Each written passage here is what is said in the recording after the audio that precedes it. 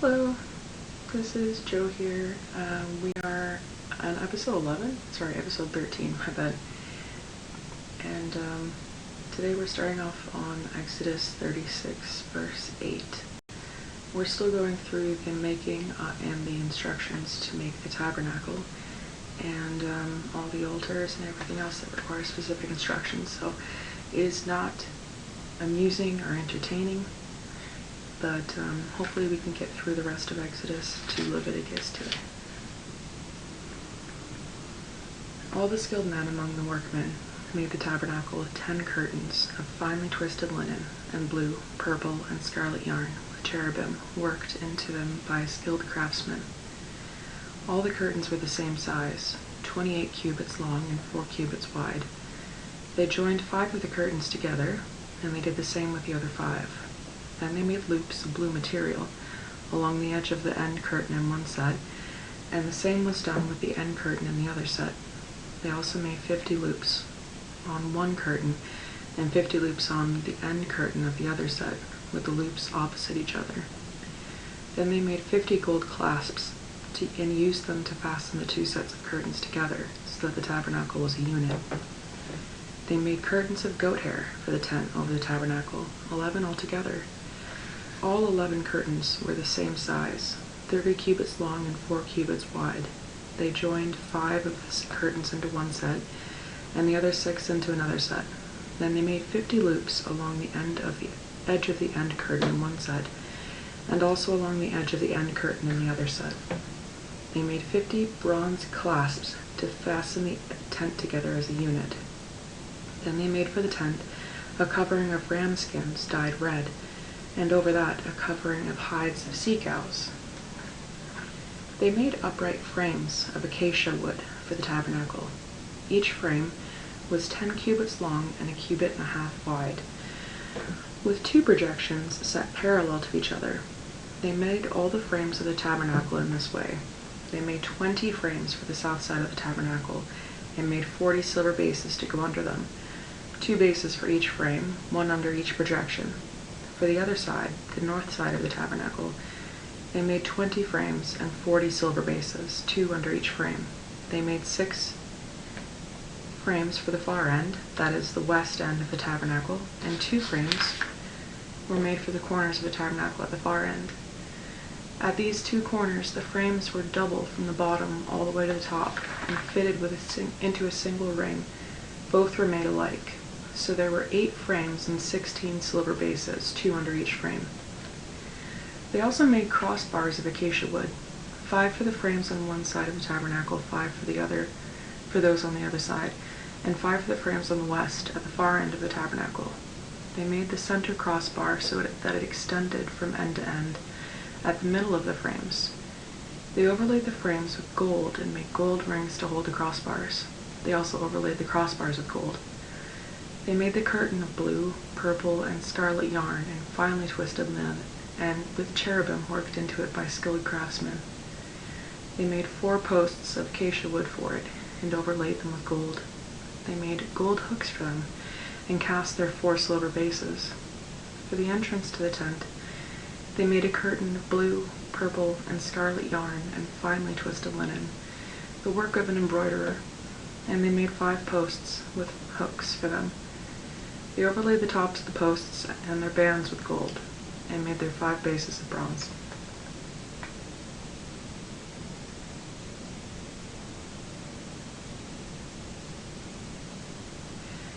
Bezalel made the ark of acacia wood, 2.5 cubits long and 1.5 cubits wide, and 1.5 cubits high. He overlaid it with pure gold, both inside and out, and made a gold molding around it. He cast 4 gold rings for it and fastened them to its 4 feet, with 2 rings on one side and 2 rings on the other. Then he made poles of acacia wood and overlaid them with gold, and he inserted the poles into the rings on the sides of the ark to carry it. He made the atonement cover of pure gold, 2.5 cubits long and 1.5 cubits wide. Then he made 2 cherubim out of hammered gold at the ends of the cover. He made 1 cherub on one end and the second cherub on the other, and the 2 ends he made them of one piece with the cover. The cherubim had their wings spread upward, overshadowing the cover with them. The cherubim faced each other, looking toward the cover. They made the table of acacia wood, 2 cubits long, a cubit wide, and a cubit and a half high. Then they overlaid it with pure gold, and made a gold molding around it. They also made around it a rim a handbreadth wide, and put a gold molding on the rim. They cast 4 gold rings for the table, and fastened them to the 4 corners, where the 4 legs were. The rings were put close to the rim to hold the poles used in carrying the table. The poles for carrying the table were made of acacia wood, and were overlaid with gold. And they were made from pure gold. The articles for the table, its plates and dishes and bowls, and its pitchers for pouring out of drink offerings. They made the lampstand of pure gold, and hammered it out, base and shaft. Its flower-like cups, buds and blossoms, were of one piece with it. 6 branches extended from each sides of the lampstand, 3 on one side and 3 on the other. 3 cups, shaped like almond flowers, with buds and blossoms, were on one branch, 3 on the next branch, and the same for all 6 branches extending from the lampstand. And on the lampstand were 4 cups, shaped like almond flowers, with buds and blossoms. 1 bud was under the first pair of branches extending from the lampstand, a second bud under the second pair, a third bud under the third pair, 6 branches in all. The buds and the branches were all of one piece, and the lampstand hammered out of pure gold. They made it 7 lamps, as well as its wick trimmers and trays of pure gold. They made the lampstand and all its accessories of 1 talent of pure gold. They made the altar of incense out of acacia wood. It was square, a cubit long and a cubit wide, and 2 cubits high, its horns of one piece with it. They overlaid the top and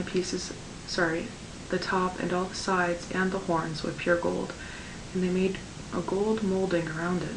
They made 2 gold rings below the molding, 2 on opposite sides, to hold the poles to carry it. They made the poles of acacia wood and overlaid them with gold. They also made sacred anointing oil and the pure, fragrant incense, the work of a perfumer.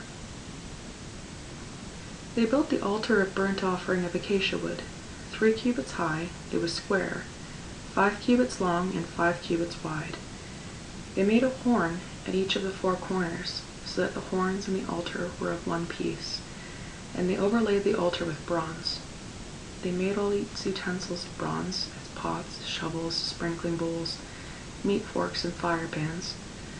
They made a grating for the altar, a bronze network to be under its ledge, halfway up to the altar.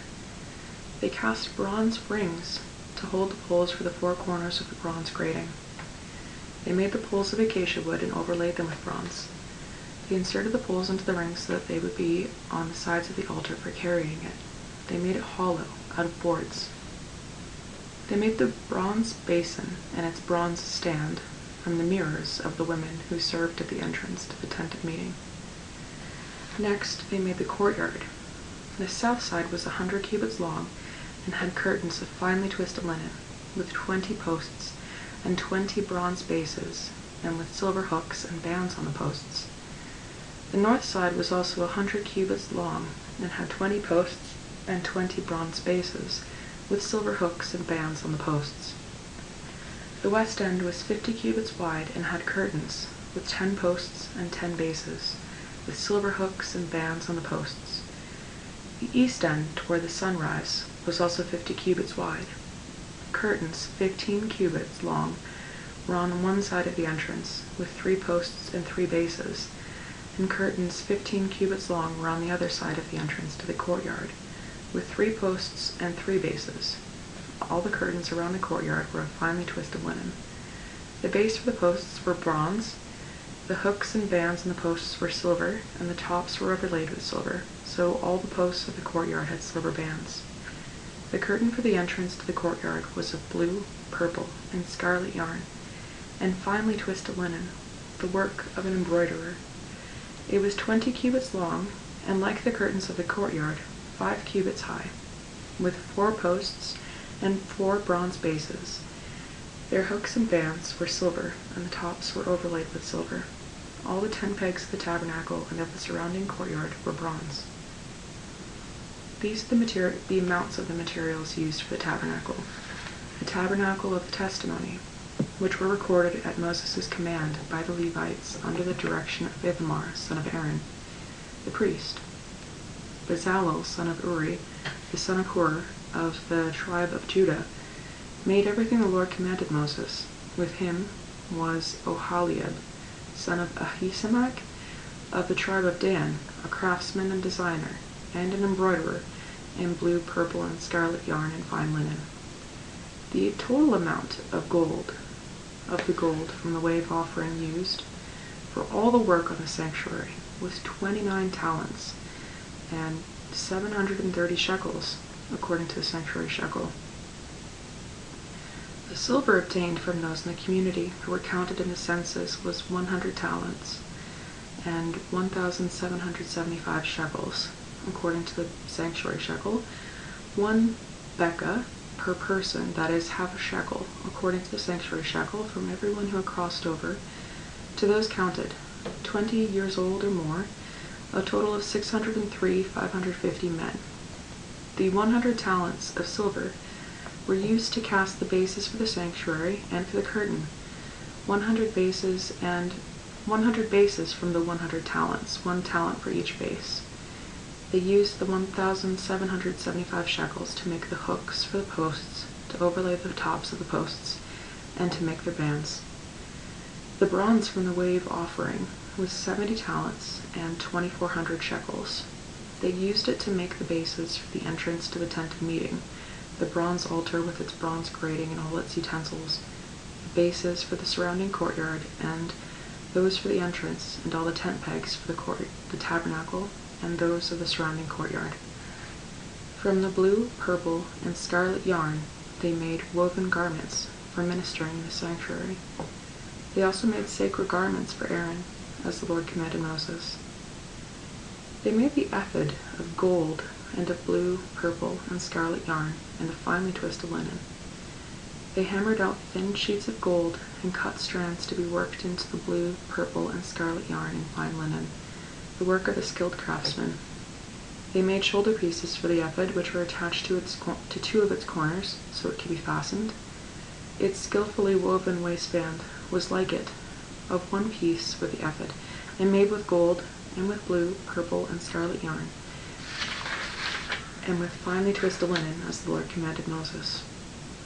They mounted the onyx stones in gold filigree settings, and engraved them, like a seal, with the names of the sons of Israel. Then they fastened them on the shoulder pieces of the ephod as memorial stones for the sons of Israel, as the Lord commanded Moses. They fashioned the breastpiece, the work of a skilled craftsman. They made it like the ephod, of gold and of blue, purple, and scarlet yarn, and of finely twisted linen. It was square, a span long and a span wide, and folded double. Then they mounted 4 rows of precious stones on it. In the first row there was a ruby, a topaz, and a beryl. In the second row, a turquoise, a sapphire, and an emerald. In the third row, a jacinth, and a agate, and an amethyst. In the fourth row, a chrysolite, an onyx, and a jasper. They were mounted in gold filigree settings. There were 12 stones, 1 for each of the names of the sons of Israel, each engraved like a seal with the name of the 12 tribes. For the breastpiece, they made braided chains of pure gold, like a rope. They made 2 gold filigree settings and 2 gold rings, and fastened the rings to 2 of the corners of the breastpiece. They fastened the 2 gold chains to the rings at the corner of the breastpiece, and the other ends to the chain to the 2 settings, attaching them to the shoulder pieces of the ephod at the front. They made 2 gold rings and fastened them to the other 2 corners of the breastpiece on the inside edge next to the ephod. Then they made 2 more gold rings and attached them to the bottom of the shoulder pieces on the front of the ephod, closer to the seam just above the waistband of the ephod. They tied the rings of the breastpiece to the rings of the ephod with a blue cord, connecting it to the waistband so that the breastpiece would not swing out from the ephod, as the Lord commanded Moses. They made the robe of the ephod entirely of blue cloth, the work of a weaver, with an opening in the center of the robe, like the opening of a collar, and a band around this opening, so it would not tear. They made pomegranates of blue, purple, and scarlet yarn and finely twisted linen around the hem of the robe. And they made bells of pure gold and attached them around the hem between the pomegranates. The bells and the pomegranates alternated around the hem of the robe to be worn for ministering, as the Lord commanded Moses. For Aaron and his sons they made tunics of fine linen, the work of a weaver, and the turban of fine linen, the linen headbands and the undergarments of finely twisted linen. The sash was of finely twisted linen and blue, purple, and scarlet yarn, the work of an embroiderer, as the Lord commanded Moses. They made the plate, the sacred diadem, out of pure gold, and engraved on it, like an inscription on a seal, "Holy to the Lord." Then they fastened a blue cord to it to attach it to the turban, as the Lord commanded Moses. So all the work on the tabernacle, the tent of meeting, was completed. The Israelites did everything just as the Lord commanded Moses.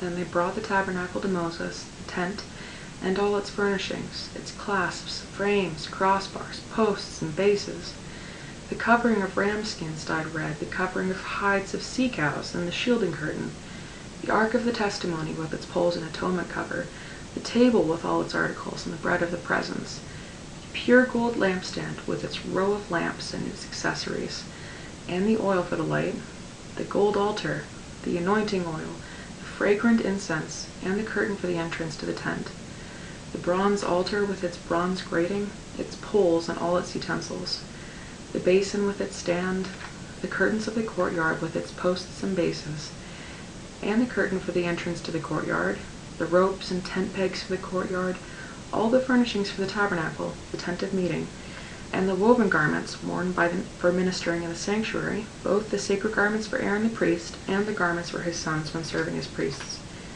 The Israelites had done all the work just as the Lord had commanded Moses.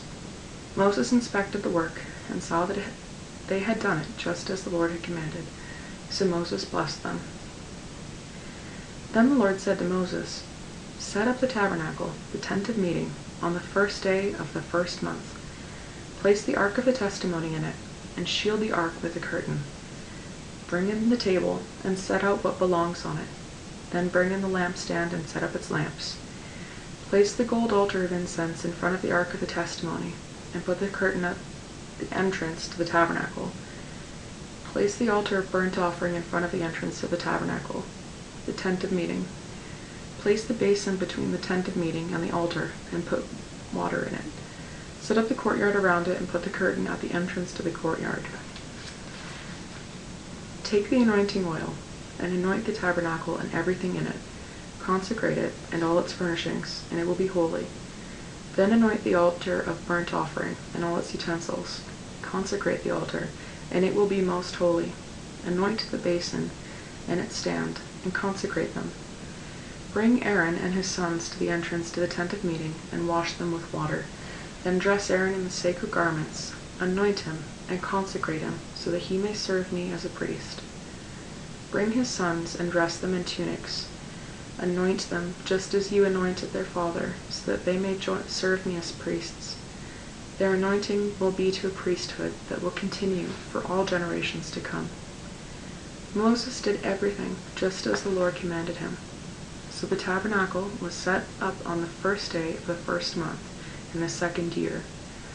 When Moses set up the tabernacle, he put the bases in place, erected the frames, inserted the crossbars, and set up the posts.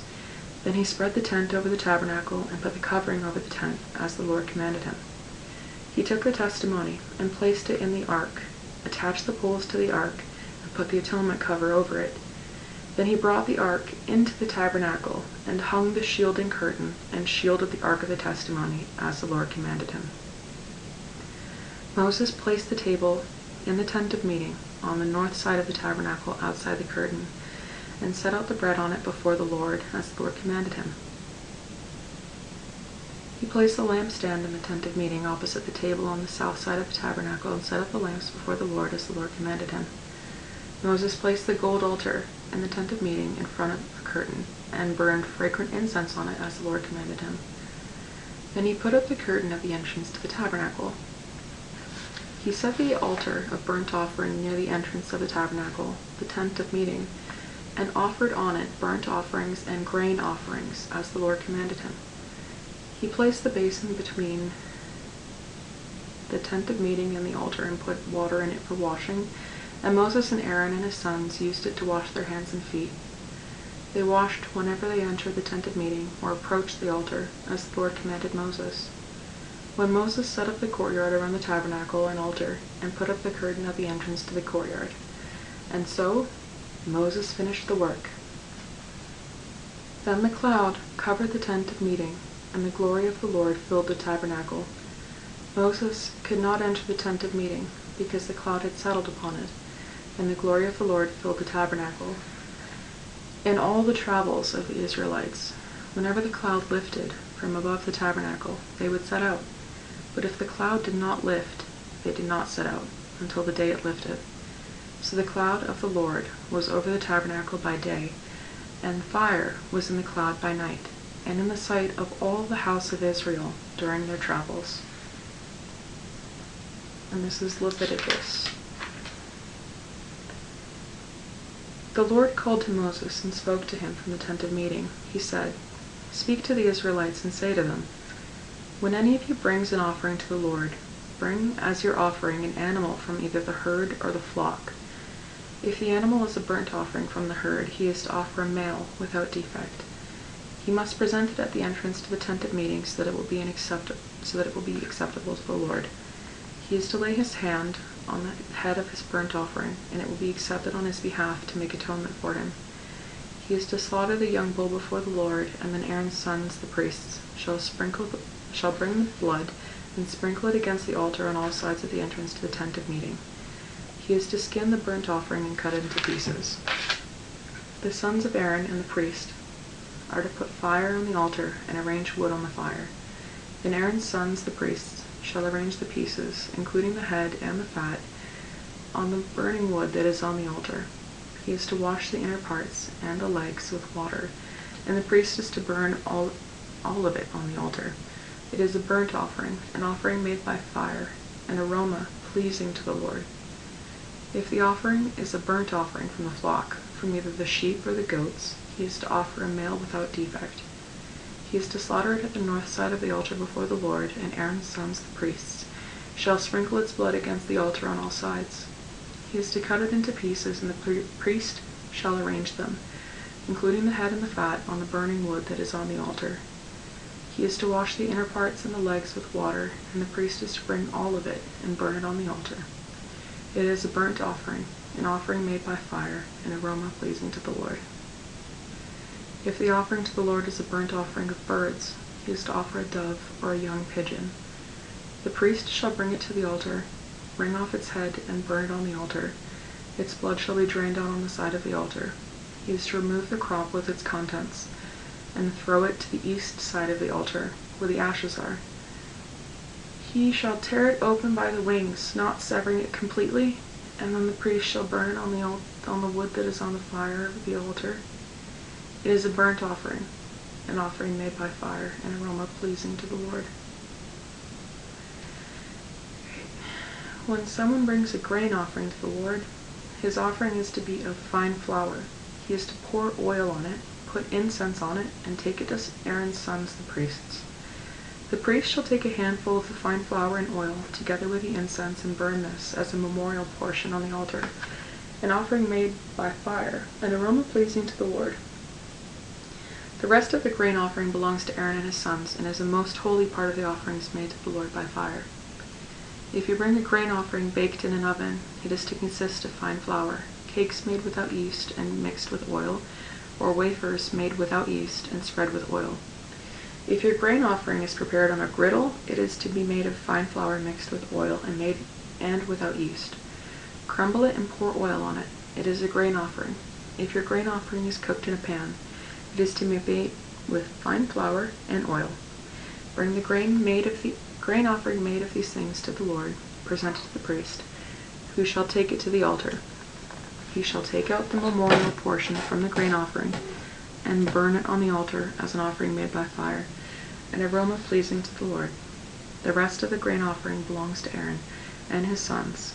It is a most holy part of the offerings made to the Lord by fire. Every grain offering you bring to the Lord must be made without yeast, for you are not to burn any yeast or honey in an offering made to the Lord by fire.